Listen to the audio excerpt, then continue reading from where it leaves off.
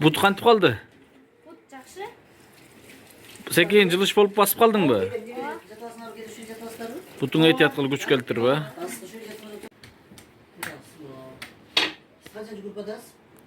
Men өзү экинчи группа кылыш керек экен эле. Муну караңгыда айлык берет го. Ошого 3-cü grup koydu. Ошого 3-cü группа кылып койду. Bizde karambada ayrı çıktı. Ооба ушун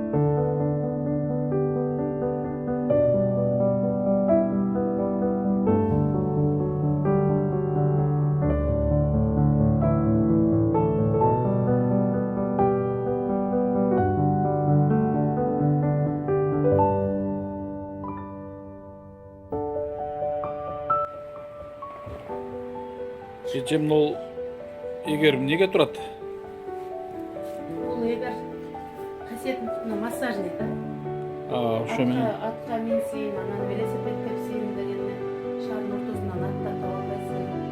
Велосипедке да отургузбай могу албайсың. Ошого атам жасап берген муну. Велосипедтин. Bunu öz kolunuzlar mı жасаңыздарбы? Велосипедтин. Onu but kılıp ha? Мына айланып. Анан бияка отурса ошо.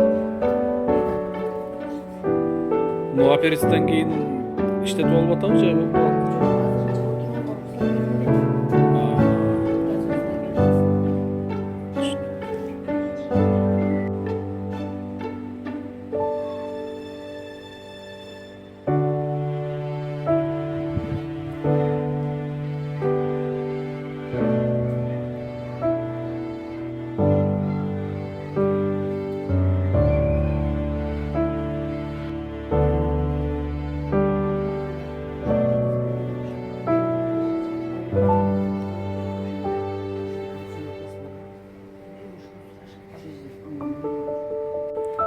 Kasiyet, bundan bir ay murda gelgenizde aperisiden çıkanından o güldör solup barattılı.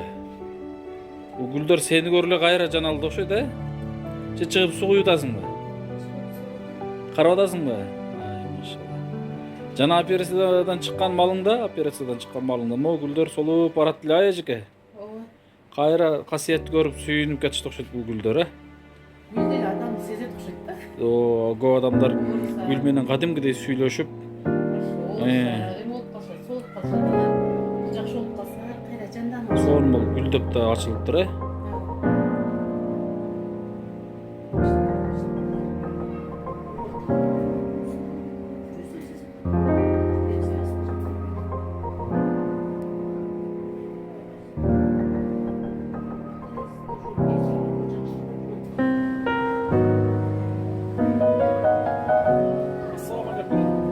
Урматтуу мекендештер, кадырлуу кыргызстандыктар, арбаңыздар, амансыздарбы, тынчсыздарбы? Биз кайрадан Ордолуу Ош шаарындабыз. Ош шаарында бүгүн сиздер менен бир өтө терең кайрыла турган съемка болуп турат. Бул съемканы, видеону толугу менен көрсөңүздөр, түшүнөсүздөр. Албетте мен сиздерге айтып кетер элем, ушул видеонун алдын ала башында айтып кетем. Ар бир көрүүчү бул видеону башкалар менен бөлүшүп коюңуздар. Бир жакшылыкка сөзсүз себепкер болуп каласыздар иншалла. Урматтуу мекендештер. Ол жер, мына көрүп турасыздар, ушул жерден кирип чыгат. Мен буга чейин сиздер менен бөлүшкөм. Бул жака дагы жителдер өтүп кетет. Мына бул жака дагы өтүп барып жашашат экен. Бул жака машина кирүү мүмкүн эмес. Мына бул жерде бир тууганыбыз жашайт. Бул бир тууганыбызды сиздер аябай жакшы билесиздер. Ушундай чакан кичинекей жерде ушул Касиет деген карындашыбыз апасы менен убактылуу бул жерде батирде жашап келишет. Болгондо дагы батирлеп убактылуу бирөөнүн үйүндө кышкысындагы, азыр жайкысындагы ушул жерде аргасыз күн кечирип атат. Кыскасы, урматтуу мекендештер, биз өткөндө Касиетти Бишкекке 4-чү больницага Сабырбек Арыспековичке алып кирип, анын жообун сиздер менен бөлүшөбүз деп атканбыз. Сиздер күтүп калсаңыздар керек эле, жок чыкпай калды го ушул видео депчи. Биз эртеси күнү Касиеттин кирип чыккандагы толугу менен сиздерге жообу видео тартылган. Сауырбек Жумабеков эмнени айтты, бул кызга кандай диагноз коюп, дагы эмне деди, анын баардыгы тартылган болчу. Бирок ошол телефонубуз жоголуп кеткендигине байланыштуу сиздер менен бөлүшө албай калдык. Убагында кечирип турайын. Азыр Ош шаарында кайра үйүндө кыскасы мына ошондогу врачтын айтканы, карындашыбыздын бутун толугу менен көрүп, 6 айдан кийин кайра келгиле деди. 6 айдан кийин келсеңер, ошого жараша иш аткарабыз деди, көрүп эме алабыз деди. Бул кыз өткөндө акыркы жолу операция болгондо темирин алган экен. Мына ошондо дагы могул жерде больницанын ушундай бир эми дарыгерлерди жамандоо эмес, бирок ошо бир ичинде болуп калып кеткен экен эже. Азыр эмне болду, ошол турат да эми? Эми канча убакыттан кийин алышыбыз керек болот аны? Эми наркоз алгандан 2,5 ай, 3 айга жетелек дейт. Дагы бир аз убакыт өтсүн. Жалпысынан 22 жол операция наркоз алып, 12 жол операция болуп, кайра 12 жол ошол темирин алган, жалпысынан 22 жолу наркоз алган болгону 11 жашта чыкты. 11 жаштагы мына касиет кичинекей периште кызыбызды көрүп атасыздар. Төрөлгөндөн баштап ушундай Алла Тааланын оор сыноосунда жашап келатат. Урматтуу мекендештер, урматтуу бир туугандар, бүгүн сиздерге кайрыла турган маселе такыр башкача. Бирок касиет боюнча мен сиздерге толук маалымат айтайын. Нол биздин бутту көрүп атасыздар, мына тизе нол жерге келгенде токтоп атпайбы, мисалы аркага кетпей калдат, мына сол жака, оң жака кетпей, только алдыга гана бүгүлөт биздин буттарыбыз, Бул касиет карындашыбыздын оң буту нол аркага кетип кала турган тизе кармабай, аркага дагы сол тарап, оң тарапка дагы кетип калып атат. Бул негизги сөөктөн эмес, нервтен дагы бар деди.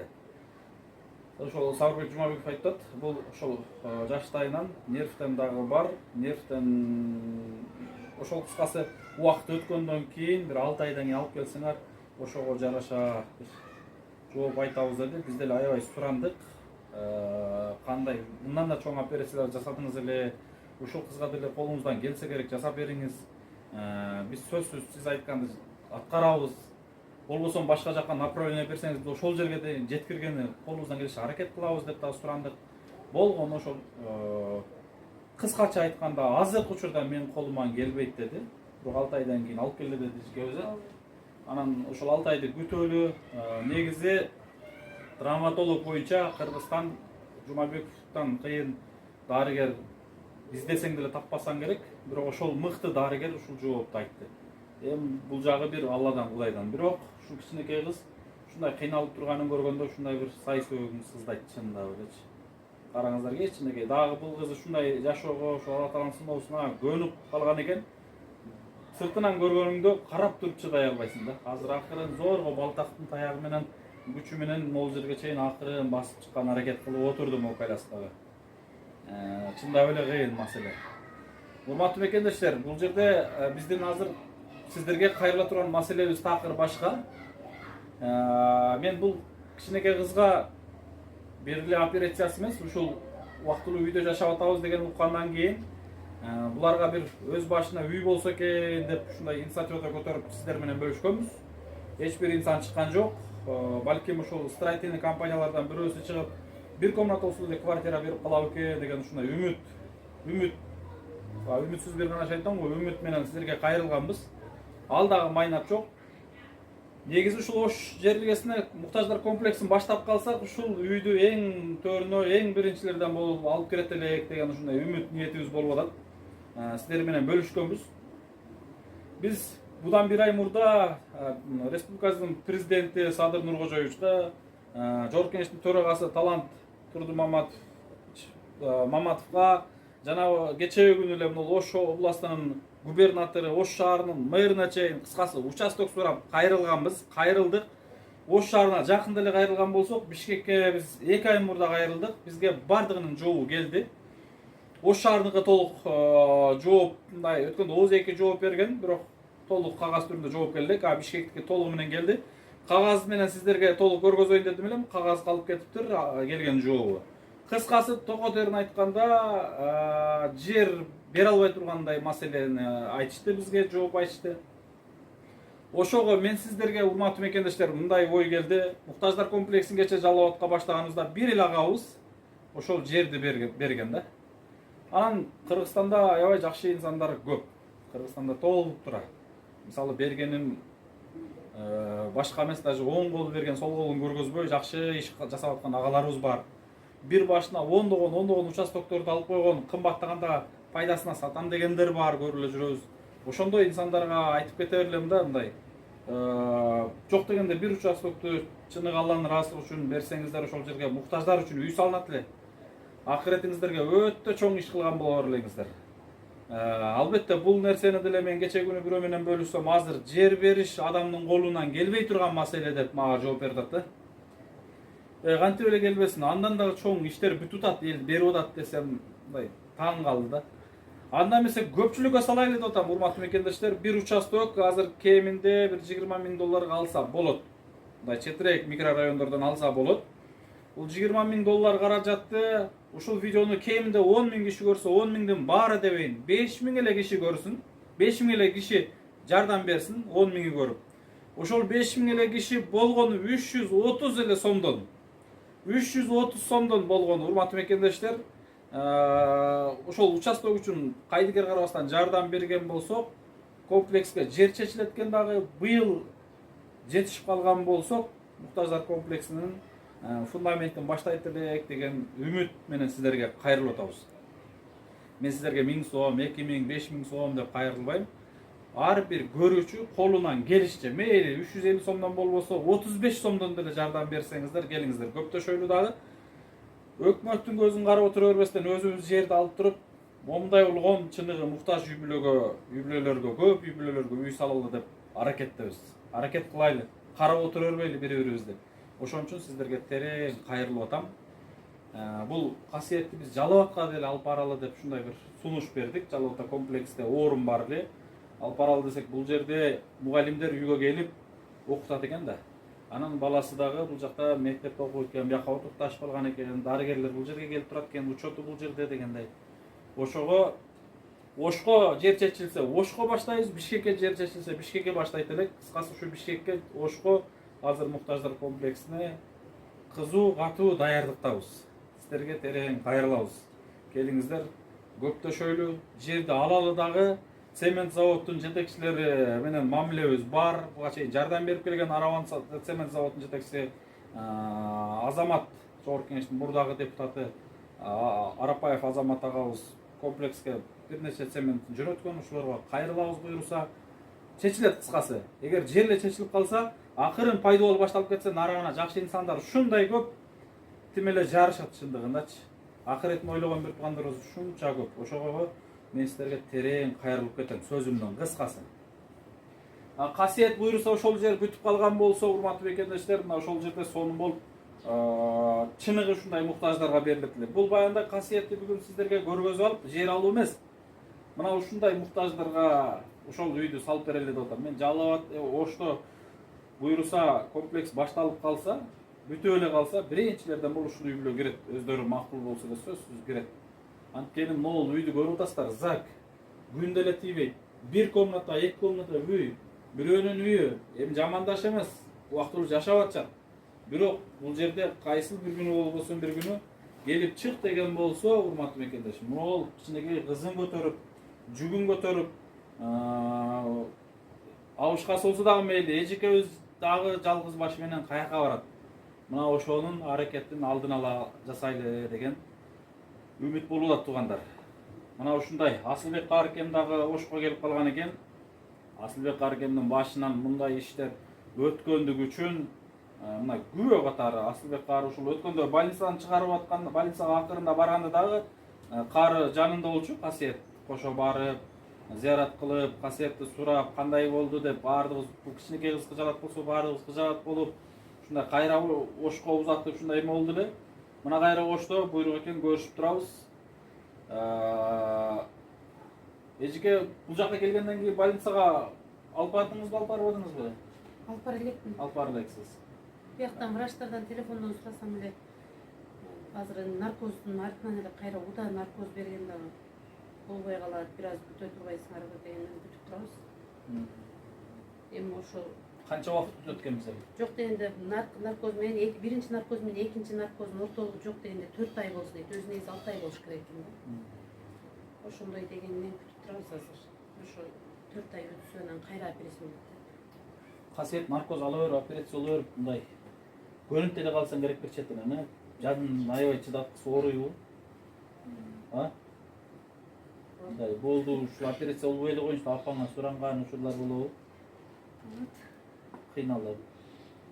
Айла жок. Ayla çok basış керек болот. Da баскан hareket кылганда оорусунда унутуп калат. Аны оорuganda кайра ыйлайт. Ооруп деп. Буюрса, Кудайдын ушундай бир сиздерге берген сыноо эскенде бул касиетке ушунчалык сабырды дагы берип койгон экен. Сабырдуулук менен ушул чоңдогон операцияларды көтөрүп 22 жыл наркоз алуу деген бул өтө чоң да. Дагы ушуну көтөрүп атат экен. Bundan aman esen çıgığı da bir çoğun mesele çimdirindeç. Allah talam şifasını versin. Biz bütbөгөн жерден bir жақсы жаңылык берип калышы мүмкүн берет. Даваны берген соң сөз шифасы аркасында келет дейт го. Ошон үчүн кызыңызга Кудайым шифасын берсин. Ар бир көрүүчүлөр менен кошо биз деле ушул кичинекей наристенин кимге кандай зыяны, кимге күнөөсү тийди экен, ушундай кичинекей кызды Кудайым эмнеге мынчалык сынады экен деп кээде аябай бир өзүңө бир түшүнбөгөн, туура келбеген суроолорду берип алып бир кыжалат боло бересиң чындыгындачы. Буюрса баары жакшылык мугалимдер менен эртең сентябрда келишеби? Келип окутушат да.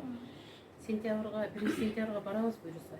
Ал жака биттек боласыздар. Өзүн алып барам, 1-сентябрга барат, окуучулар менен классташтары менен учурашат. Анан 2-сентябрдан баштап эжекелер келер. Анан праздниктерде чакырып калганда ошондо алып барам. Буюрса укам баары жакшылык. Мен урматтуу мекендештер, мына элдин астында эжеке ушул кыздын өз башына жок эле дегенде бир комнатта үйлүү болуп калганга чейин ден соолук болуп турса ары аягына чейин көрөшөбүз. Сөз сиздерге ушул кечеги күнү врачтын жообун бүткөндөн кийин эми балки мынча чоңураак каражат болуп калса, операция жасап калса ушул кыз баш кетет деген үмүт менен барганбыз. Ал каражатты ушул эл жардам берип чогултат элек депчи. Биз ойлогондой жооп болбой калды. Бирок эми үйгө толугу менен аракет кылып, ошо 6 айды жөн эле өткөрбөстөн, ошо 6 айдын ичинде, балким 1 жылдын ичинде кыскасын ол үй бүлөгө сөзсүз өз башына үйлүү кылалы деп бир чоң ниет кылдык. Чоң элдин астында убада да кылдык эжеке, баардык Кудайдан. Кудайым буйруса, ушул кыздын өз башына үйлүү болгонго чейин көрөшөбүз эжеке иншалла. Сөз жок дегенде бир жагынан жаңылык кылып бир кубандырайын деген ушундай үмүтүм, ниетим бар ушул үй бүлөнү чындыгында. Ошого мен сиздерге дагы кайрылып кетем туугандар. Жалгыз аттан чаң чыкпайт. Жалгыз биз эчтекени кыла албайбыз. Баардык Алла Тааланын амири менен жана сиздерге окшогон жакшы инсандардын колдоосу менен иштер жүрүп келген. Ар бир кайрылуубузга кайдыгер карабастан колдоо көргөзүп келгенсиздер. Анын баардыгын билебиз. Мына ошонун бири Асылбек кааракемди Индияга чейин жөнөтүп, өз башына үйлүү кылып, ар бир муктаждыгына ушунчалык бир мээримдүүлүк менен жардам бергенсиздер. Урматтуу мекендештер, баардык жардамыңыздар биздин жүрөгүбүздө. Асылбек кааракем дайыма сиздерге дуасын токтотпой келет. Эли журтума ушунчалык ыраазымын дейт. Бир башкача сөзүн айтканда жүрөгүң башкача чындыгында кубанып, бир ыйлайсың чындыгыначы. Ушул иштерге Кудайым сепкер болуп атканына шүгүр кыласың. Асылбек кааракем, бул үй бүлөнү канчадан бери тааныйт элеңиз сиз? Assalamu alaikum, мекендештер, баарыңыздар жакшы тартыпсыздар. Бул үй бүлөнү мен оюмча 2020 же 2019-да тааныштым. 2019. Сиз уже үйлүү болуп калгандан кийин таанышкан экенсиз. Эми муктаждык боюнча сиз толук эле билесиз да? Ооба. Менден да булардыкы оор. Мен коюм баланы көтөрүп жүрүп, мен кичинекей эле анан жетелеси өздөрү басат эле да. Аны кырыскачан болуп атпайбы? Менден да оор буну. Буну оор. Мисалы үчүн кечинде уюп саякат чыгып жашай албайт, квартира чыккан күндөр делечи. Этаж болсо эле алар чыгып, биз чыгып жашай беребиз да, мисалы жетелеп өзүбүз басып чыга алабыз. Бизге боло берет, мынага окшогондор өтө оор болуп атат. Мен деле ушуга ойлонуп жүрөм да, ушундай адамдарды кантип үйлүү кылабыз? Мисалы өзүмө окшогон адамдар кандай үйлүү болот, кандай ушундай бактылуу үйлөр тынч жашашат. Эми инвалид болуп жаралдык, Кудай таалам ушундай кылып жаратты. Эми буга бирөө күнөөлүү эмес го, бирок ушу канча ушулардын муктаждыгы чечилет деп ойлонуп жүрөм да. Ошол касиетти айрыкча аябай кызык болуп жүрөм. Себеби апасынын сахары дагы болгон үчүн дагы ойлоном да. Эми бала аял кишилер болсо, бул эже жалгыз бой болсо, кызы келескеде болсо, булардын жашоосу кандай болот? Ушу үйлүү болуп калса чын эле жакшы болот да. Жамгыр жагында да ойлоном да, булар мында суунун боюнда болгон үчүнчү квартирасы. Негизи могул кышта бул жерде жашоо кандай болот? Анан бирөөнүн үйүндө түн бою могул загүй күн да тийбеген жер. Анан ден соолугуң 12 саның аман болсо дагы, 6 саның аман болсо дагы мей жашай бересиң. Бирок момундай ооруп аткан кыз менен кандай жашоо болот деп бир багандай бүдөмүк ой болот да таксырым. Шындасы кыйын. Канча жылдан бери бул жерде жашайсыздар? Мына 1 жыл болду. 1 жыл. Буга чейин каерде жашадыңыздар? Буга чейин Макаренкада домда квартирада турат элем. Анан 3-чү этаж эле көтөрүп түшөт элем го. Жашай берет элем, квартираларды кымбаттатып бергенден. Мунун ар 6 ай сайын операциясы, ар 3 ай сайын лечениясы, тамак ашы, дары-дармек болгондо жеткире албай калдым. Анан биякта арзаныраак айтып биякка квартирага чыктык. Бир кыш кыштадык, кышында аябай суук болгон үчүн буту баягы көп кесилген үчүн бат-бат ооруп берет да. Анан улам плита саябыз, свет өчүп калганда журкан короон отуруп калат. Свет көчөт бийектен мына жер үйлөрдө көп өчүрүп коет экен да, свет көчүп таштайт. Үйүнүн ичинде печкасы да жок, ошон үчүн плита менен отуруп аттык. Неме свет иштейт. Кайра мынтип ойлосом ошо домдогудай эле болуп калат экен да, жер үйгө буга 2 плита сайып бербесем муртум какшып атат дейт, укалаң дейт, ыйлайт. Анан 2 плита сайып койсок светке 2000 теңге келип кетет, 2,5 мың теңге келип кетет. Ошо кышты кыйналып эле чыгаттык. Кичке бул сыноолор дагы буюрса убактылуу эле болуш керек. Кудай калса жакшы күндөр алды да. Азыр таксырым Ош шаарына муктаждар комплексин салалы деп мына жаздан бери өзүңүз дагы ушул аракетти бизге дагы кол кабыш кылып, колдоп, айта турган жерге айтып деп келатасыз таксырым. Башталып калса мен дагы айтчу адамдарга айтат элем, колдойт элек депчи. Мына ушул Ошко муктаждар комплексин баштоо боюнча сиздин ой пикириңиз. Жана азыр бул өкмөтүбүздүн эми жер берип, негизи өкмөттүн иши даяр келген инвесторду кармап калып, нарагына даже жардам дагы бергени болуш керек да, негизи өкмөттүн иши ошол болуш керек. Ана даяр келген инвесторлор муктаждар үчүн үй салып берем деп келген адамдарга кичинекей бир 6 сотик, 10 сотик жер бере албаса билбейм, анда кандай болот мисалы. Ал жерге биз комплекс салган болсок, мен өзүмдүн таанышымды, тууганымды, досумду же жалдап аткан жердешимди алып келбейм. Мына ушул Ош шаарынын ушундай чыныгы муктаждары келип жашайт. Кайра бул өкмөткө мисалы менин капачылыгым эмес, жардам болор эле да. Ошондуктан жер бере калып дароо кармаш керек эле.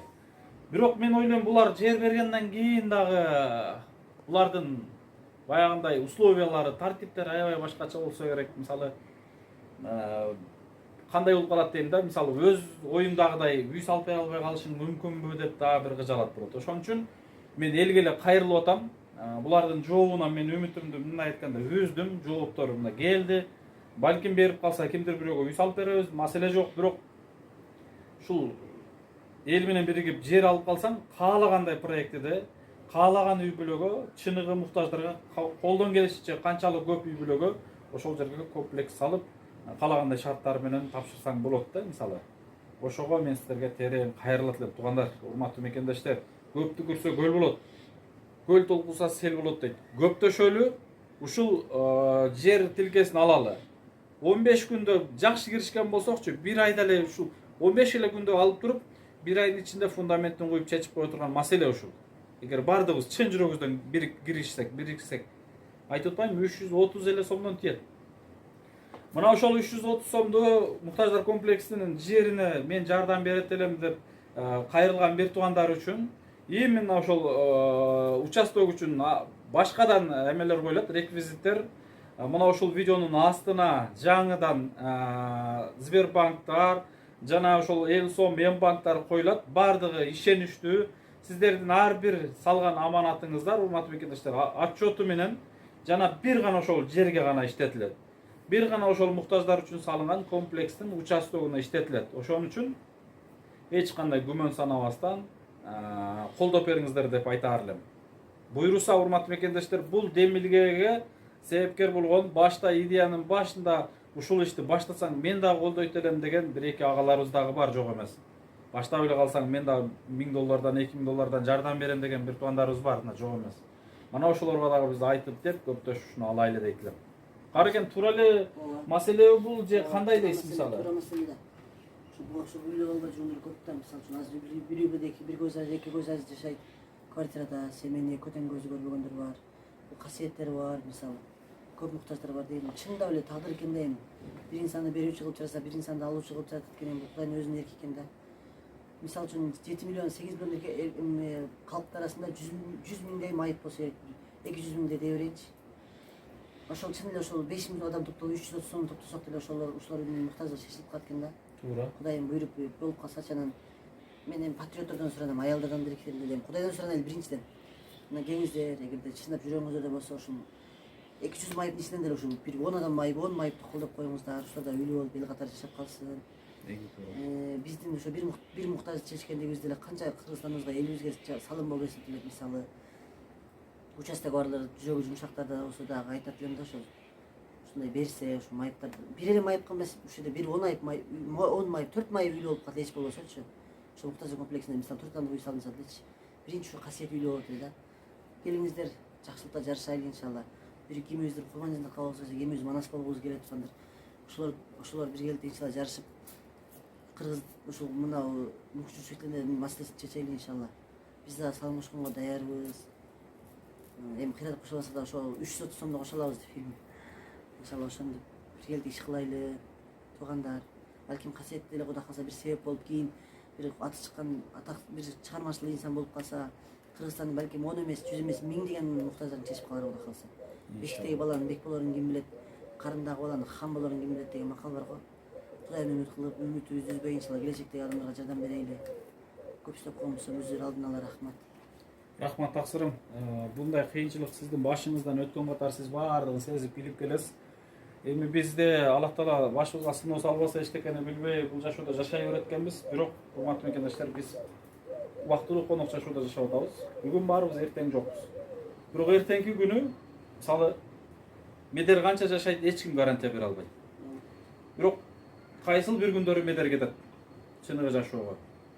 Мына ошондо артыңдагы элиң, кийинки муундар, жанагы Мусанын баласы медер эмне иш аткарып кетти эле деген суроо болот. Суроо болбосо деле жакшы иш аткарып кеткен болсоң, сенин ишиңди үлгү тутуп башкалар пайдаланат. Жаштар үлгү алат. Же болбосо момундай чыныгы муктаждарга ошол сенин кичинекей кылган кызматың балким буйруса кылымдар бою кызмат кылат иншалла.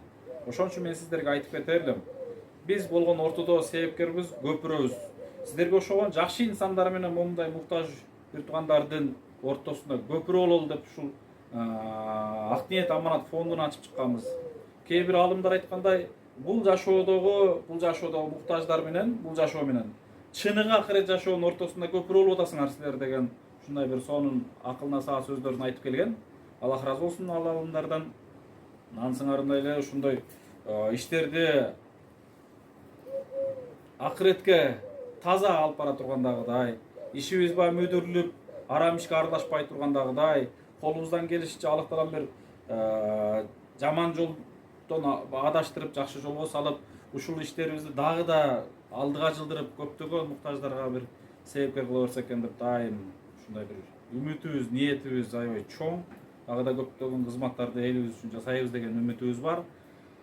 Сөзүбүз аябай көп болуп кетти окшойт. Муктаждар комплекси боюнча урматтуу мекендештер, кээ бир четтеги айылдын башчылары, айыл өкмөттөр кайрылат да, жер берет элек, медер ушул жакка келип салбайсыңбы депчи.